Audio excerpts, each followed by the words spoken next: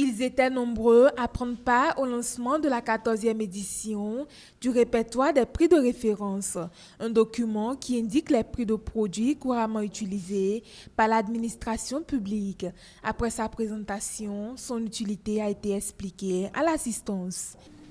L'apparition du nouveau répertoire en ce moment précis du calendrier budgétaire est une opportunité capitale à saisir pour diverses raisons, à savoir, il permettra de régler en amont les différents litiges de surfacturation qui naissent en cours d'exécution budgétaire. Il permettra également d'élaborer les documents prévisionnels sincères qui nous épargneraient d'un budget irréaliste. Sa bonne utilisation nous permettra d'acquérir les biens couramment utilisés par l'administration publique et nous évitera des demandes d'homologation de prix qui rallongent les délais d'exécution des dépenses. À l'instar de l'édition précédente, la 14e édition de ce document se distingue par ses innovations. La présente édition a connu plusieurs innovations majeures, dont notamment équipement sportif, qui permet d'associer la commande des articles en fonction du niveau de compétition. L'introduction des sous-catégories kit de césarienne, kit d'hémodialyse, kit ou trousse de voiture et kit de sport.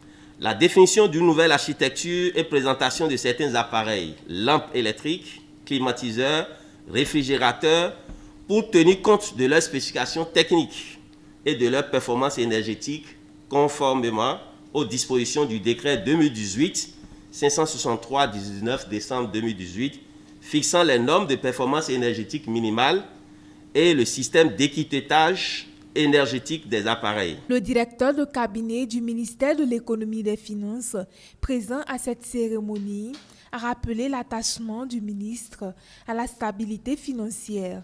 Il a également invité les contrôleurs financiers au respect de ces prix de référence dans l'élaboration des différents budgets prévisionnels des administrations publiques.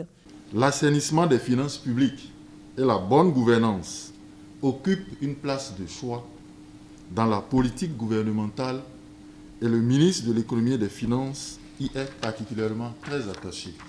L'utilisation du répertoire des prix de référence dans l'exécution des dépenses publiques a déjà fait ses preuves.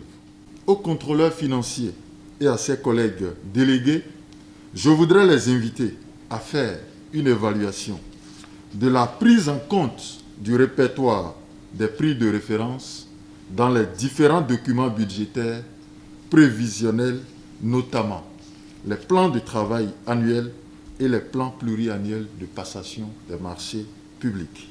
Des discussions ont animé cette cérémonie de lancement et plusieurs de ces documents ont été symboliquement offerts à certains agents.